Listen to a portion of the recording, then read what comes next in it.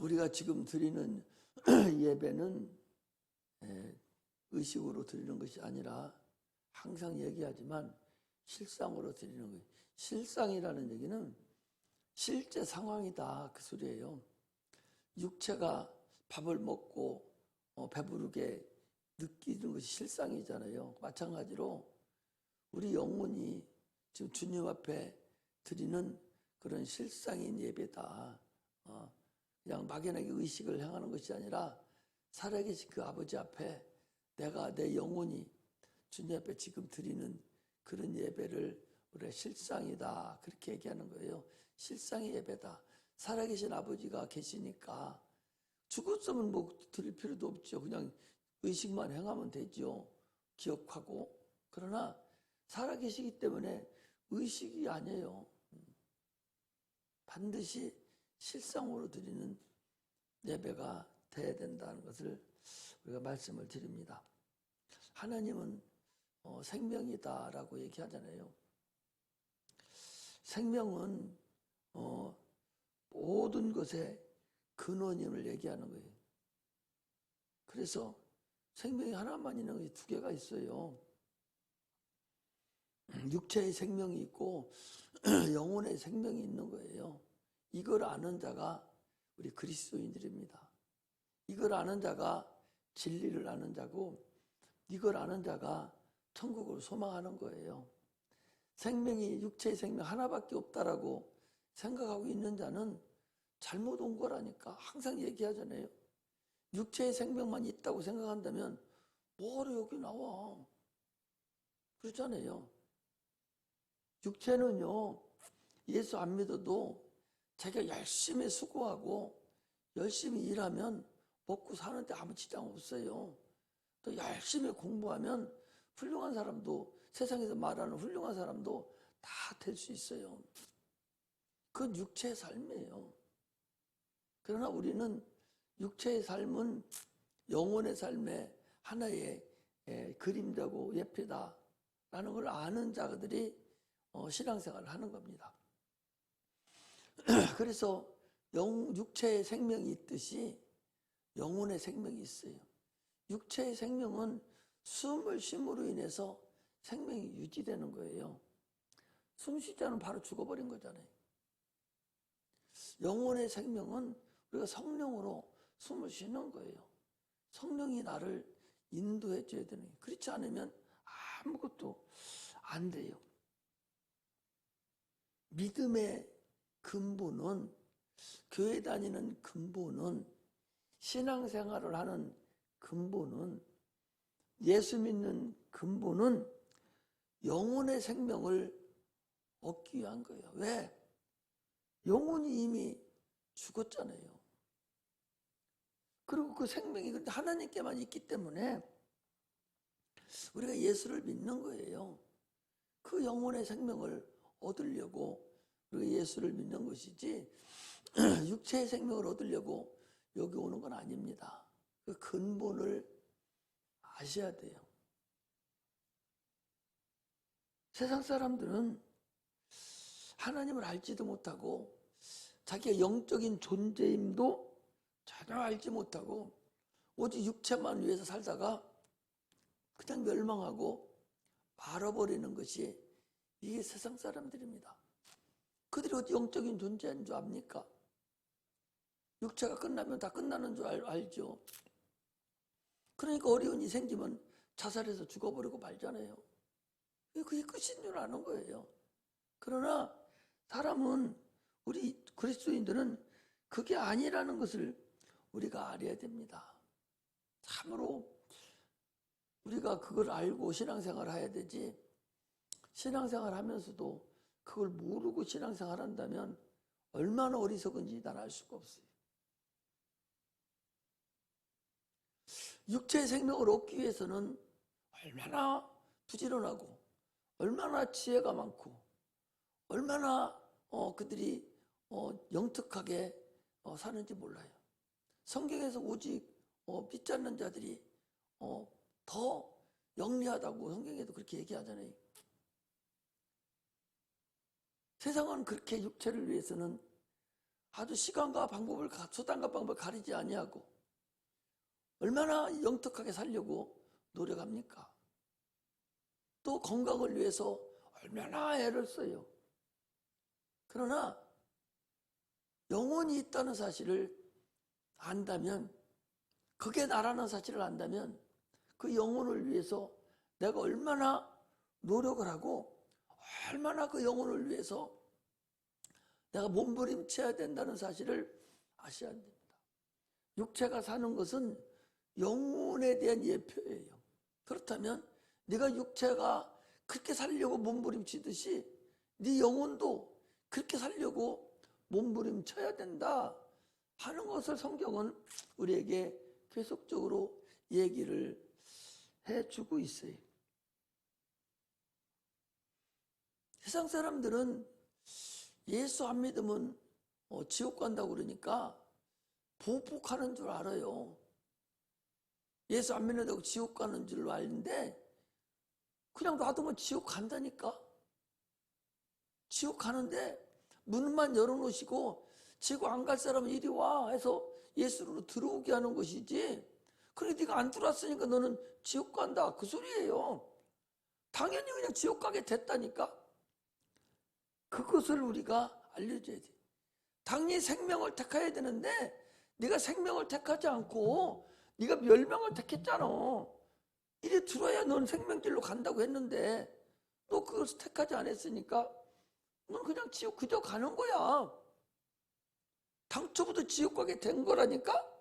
그런데 길을 열어주셔서, 생명의 길을 열어주셔서 주님 앞에 와라. 이 문으로 들어와라. 이 길로 들어오면 너는 그 길이 생명의 길이고 이 문으로 들어오면 그게 생명의 문이요. 이리 들어와. 그것이 예수 믿는 거예요. 근데 그들은 착각하고 보복하는 줄로 알고 있다는 얘기죠. 그 우리가 예수를 잘 믿어서 그것을 우리가 알려줘야 됩니다. 육체는요, 잠시 호흡하다가 때가 되면 육체를 벗어나야 됩니다. 호흡이라는 것은요, 숨 쉴 기력도 없으면 죽는 거예요. 숨만 계속 쉬면 죽지 않죠. 육체가 다 이제 말라서 기력이 없어서 숨 쉴 만한 기력. 그래서 어른들, 할아버지, 할머니들 병 들고 그러면 숟가락 잡을 힘도 없다고 그랬잖아. 밥 먹으려면 숟가락 하면서 그게 손이 버거운 거야, 아픈 거요. 무거운 거야. 숟가락 밥 한 그릇 떠먹는 것이 숟가락이 무겁다니까. 그만큼 쇠약해지고 어렵다는 거죠. 그러면 앞으로는 숨 쉴 기력도 떨어지는 것이죠. 숨을 못 쉬니까 육체는 끝나고 흙으로 돌아가고 말아요. 그러나 사람은 육체만 있는 것이 아니라 속에 보이지 않는 영혼이 있다고 그랬잖아요. 보이지 않는 영혼이, 육체가 지은 죄를 다 덤탱이 쓰고 그거 가지고 나라는 존재가, 육체가 있을 때 지은 죄를 가지고 나라는 존재가 영원한 심판자 앞에 서게 돼서 거기서 형벌을 받을 수밖에 없게 된다라는 사실을 우리가 알아야 됩니다. 많은 사람들은요, 호흡하고 내가 건강하고 그러니까 영원한 나라가 있음도 알지도 못하고 인정하지도 않고 예수를 받아들이지 않습니다. 그래서 자기는, 그 사람들은요, 예수 안 믿는 사람은 저주가 뭐냐? 육체가 아픈 것을 저주받은 줄로 알아요. 물질이 없는 것을 저주로 여깁니다. 환경이 나빠지는 것을 저주로 여겨요. 그래서 고통스러워해요. 그거를 위해서 그 저주에서 벗어나려고 몸부림치지만 하나님은 그걸 저주라고 하지 않습니다. 하나님은 저주를요, 네 영혼이 지옥 가게 된 형편을 저주라고 그래요. 하나님께서 예수 그리스도를 보내준 근본 목적은 하나님의 사랑과 긍휼 때문에 요한복음 3장 16절에 말씀하시기를 하나님의 아들이 세상을 보내신 것은, 독생자를 보내신 것은 심판하라는 것이 아니라 이미 그는 심판을 받았다니까. 영생을 얻게 하려고 내가 독생자를 보냈다, 그런 얘기. 멸망이 무엇이냐? 그 저주받는 게 뭐냐? 독생자를 믿지 않는 게 그게 저주예요. 이거를 모르고 신앙생활을 합니다. 이 근간이 먼저 내 안에 들어와야 신앙생활에 성공할 수가 있어요. 기본적인 그 밑바닥에 깔려있는 신앙의 그 기본을 우리가 알아가야 돼요. 지난번엔 사랑을 우리가 근본을 알아야 된다고 했잖아요. 그 첫사랑의 근본을 모르고 신앙생활 해봤자 그거 어때 써먹습니까? 아무 의미가 없다는 걸 알아요. 영혼이 지옥 가게 된 형편을, 그것을 우리가 저주다, 그렇게 하는 거예요. 인간은 막연히 육체만을 위해서 살지만 육체는 씨앗과 같아요. 육체가 씨앗과 같다는 얘기는 뭐예요? 씨가 왜 있어? 씨라는 게 뭐 있어요? 한 해 살다가 겨울이 되면 죽어버려요. 그 씨가 맺히거든. 다시 없어져 버리니까 다시 또 새로 맺혀지는 거예요. 영원하지 않기 때문에 계속적으로 유전을 통해서 계속적으로 동속번식이 이루어지는 거예요. 그래서 씨와 같다 그러잖아요. 육체가 육체에 영혼을 준 것이 아니라, 생명을 준 것이 아니라 영혼에게 주셨기 때문에 그 영혼이 영원한 삶을 살아야 된다는 사실을 우리가 아셔야 됩니다. 할렐루야. 영혼에 붙어 있어야 돼. 생명나무에 붙어 있어야 돼. 생명나무에 젖붙임을 대야 됩니다. 젖붙임 돼서 그 생명나무인 거기에 계속적으로 내가 붙어 있어서 거기서 나오는 생명나무에서는 진액을 계속적으로 생명을 빨아먹어야 영생을 얻는 거예요. 그거 쉽게 얘기해 준 거예요. 예수님이 얼마나 쉽게 말씀을 하셔. 요한복음 15장에 분명히 말씀, 아버지는 농부고 나는 포도나무라. 너희는 가지다. 너희가 내 안에 내가 너에 있지 아니하면 말라친다. 분명히 말씀하는, 생명을 먹지 않으면 소용없습니다. 할렐루야. 여러분들은 잘 몰라요. 그전에는 삭정이라고, 삭정이가 뭔가 알아요?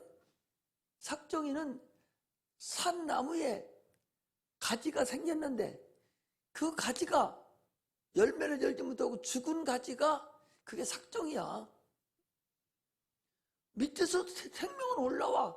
계속 올라오면 그것이 가지로 가서 잎사귀가 파릇해지고 거기서 열매가 옅혀지고 꽃이 피어야 되는데, 이 가지는 붙어있기는 붙어있는데 가지가 어디서 붙은가는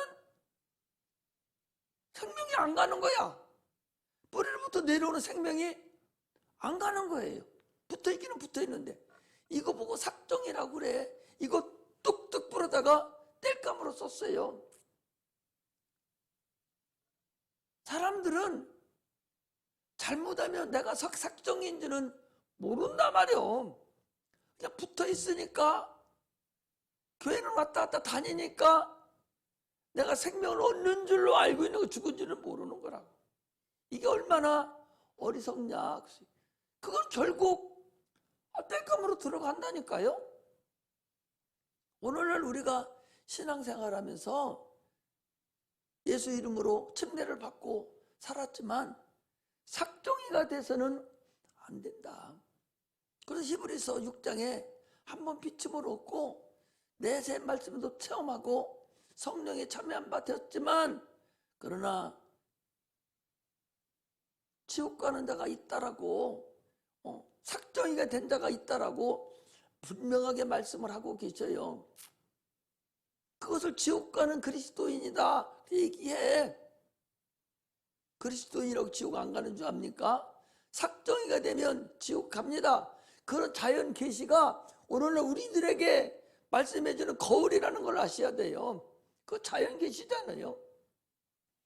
당연히 나무에 붙어 있는데 그 나무는 죽은 가지라니까. 어디서부터인가는 모르는데 저건 영양분이 가는 길이 끊어진 거야. 어디부터인가는 모르겠어. 나도 수많은 삭정이 끊어다가 내가 땔감으로 우리 엄마 갖다 주고 아버지 갖다 줘서 땔감으로 지금은 연탄이 있고 가스가 있고 하니까 살지만 그때는 다 그거를 뗐기 때문에 학교 갔다 오면 삭정이 끊으러 가는 것이 그게 일이었어요. 한치기 하다가 그거 갖다가 겨울을 땔감을 쓰는 거예요. 지금 같은 상황 지금 볼 것 같아. 이거 어디서부터 도대체 이 삭정이가 됐는가? 어디서부터 그런지는 모르지만 일단은 뿌리에 또 올라온 물기가 하나도 못 올라가는 거예요. 그냥 바짝 말라봤어요. 이런 자가 되어서는 안 됩니다. 할렐루야. 육체가 태어날 때부터 시한부 인생으로 태어납니다. 누구든지 다 시한부 인생이에요. 몇 년인가는 모르지만 시한부 인생이에요. 그런데 태어날 때 아주 연약한 사람으로 태어나는 사람도 있어요. 여러분들 우리 성경에서도 나면서부터 안진뱅이라고 그러잖아요. 나면서부터 연약하게 태어난 거예요. 나면서부터 손발이 없이도 태어납니다. 연약하게 태어난 사람도 있어요. 또 태어난 후에 사고를 당해서 장애인이 되는 분들도 있어요. 또 태어난 이후에 생명이 없어서 참으로 어려움을 당하는 자들이 많이 있습니다. 멀쩡한데 어느 날 갑자기 병원에서 당신은 말기암입니다 라고 해서 작은 췌장 하나가 병들어 버리면 온몸은 다 정상인데 그 췌장은 그야말로 12mm인가 뿐이 안 된다는데 그렇게 작은 췌장 하나가 암에 걸려버리면 사망률이 98%예요. 이미 걸려서 암입니다, 췌장암이다 하면은 살 확률은 5, 6%뿐이 안 됩니다. 다 건강해요. 머리도 좋고 다 좋아요. 그러나 장기 하나만 잘못돼도 그거 더 이상 살지 못합니다. 이게 육체라는 사실을 알아야 합니다. 우리는 육체와 영혼의 조화를 잘 이룰 수 있는 자라야 돼요. 육체는 일반 은총을 가지고 믿지 않는 자들도 믿는 자들도 열심히 노력하면 잘 살아요. 오히려 그들이 더 잘 삽니다. 그러나 영혼은 특별한 은총에 의해서만 천국에 가는 거예요. 은혜는 받았는데 하나님의 은혜가 육체에 미치는 사람도 있고 미치지 못하는 사람도 있어요. 내가 신령한 은혜를 받았는데 그 은혜가 내 육체까지 미쳐서 육체에 영향을 줄 수 있는 만큼의 장성한 분량에 있는 그런 믿음이 있는 자도 있는가 하면 영혼의 은혜를 받기는 받았지만 그 은혜가 그 믿음이 육체까지 미치지 못하는 자도 있다 그 소리입니다.